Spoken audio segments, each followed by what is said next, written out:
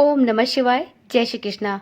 आप सभी का सनातन धर्मसार चैनल पर बहुत बहुत स्वागत है। मित्रों, आज की वीडियो में हम जानेंगे कि 10 या 11 जून किस दिन वट सावित्री पूर्णिमा का व्रत रखा जाएगा। ज्येष्ठ पूर्णिमा पर वट सावित्री पूर्णिमा का व्रत भी किया जाता है। इस बार ज्येष्ठ पूर्णिमा वट सावित्री व्रत की तिथि को लेकर काफी कंफ्यूजन बना हुआ है। तो चलिए वीडियो को शुरू करते हैं और जानते हैं कि ज्येष्ठ पूर्णिमा पर वट सावित्री व्रत का पूजन कब किया जाएगा। सनातन धर्म में पूर्णिमा तिथि का बहुत महत्व है। ज्येष्ठ माह में आने वाली पूर्णिमा को वट सावित्री पूर्णिमा का व्रत भी किया जाता है। उत्तर भारत में यह व्रत ज्येष्ठ अमावस्या के दिन वट सावित्री व्रत के रूप में किया जाता है। वहीं महाराष्ट्र, गुजरात और दक्षिण भारत के कुछ राज्यों में वट सावित्री का व्रत ज्येष्ठ पूर्णिमा तिथि पर किया जाता है। लेकिन इस वर्ष ज्येष्ठ पूर्णिमा तिथि किस दिन पड़ रही है, इस बात को लेकर लोग असमंजस की स्थिति में दिखाई दे रहे हैं, क्योंकि इस वर्ष ज्येष्ठ पूर्णिमा तिथि 2 दिनों की लग रही है। ऐसे में अब समस्या यह उत्पन्न होती है कि जो भी सुहागिन महिलाएं वट सावित्री पूर्णिमा का व्रत रखती हैं, वह किस दिन अपने व्रत को धारण कर सकती हैं। तो चलिए आपके असमंजस की स्थिति को दूर करते हैं और जानते हैं ज्योतिषाचार्यों के अनुसार वट सावित्री पूर्णिमा का व्रत किस दिन रखा जाएगा। तो देखिए मित्रों, वैदिक पंचांग के अनुसार ज्येष्ठ माह की पूर्णिमा तिथि की शुरुआत इस वर्ष 10 जून को सुबह 11:35 पर होगी।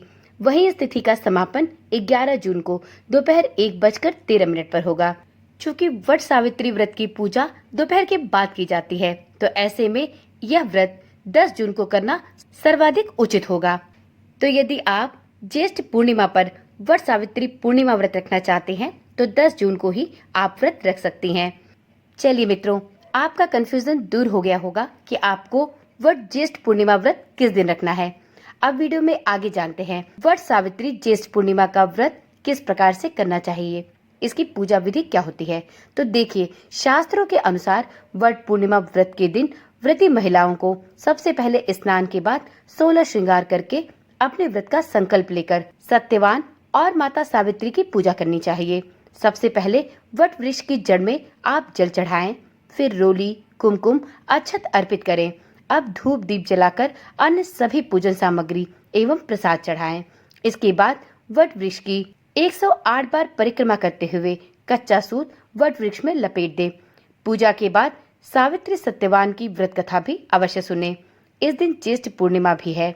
ऐसे में आप इस दिन सुबह स्नान के बाद पीपल के वृक्ष को जल चढ़ाकर उसकी परिक्रमा भी जरूर करें। इस दिन अपने सामर्थ्य के अनुसार कुछ सुहाग की सामग्री भी जरूर चढ़ाएं और इसके बाद अगले दिन पारण के समय इन सुहाग की सामग्रियों को माता सावित्री को स्पर्श कराकर स्वयं ग्रहण करें।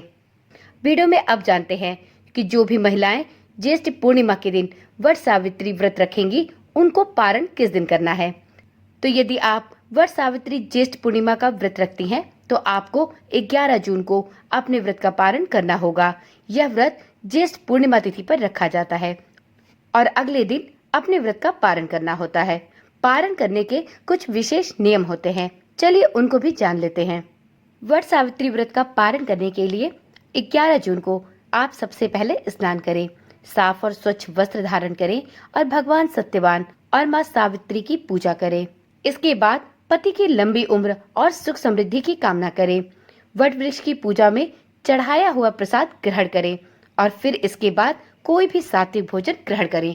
सुहागिन महिलाएं इस बात का विशेष ध्यान रखें कि आप यदि वट सावित्री ज्येष्ठ पूर्णिमा का व्रत रख रही हैं, तो आपको 2 काम अवश्य करने चाहिए।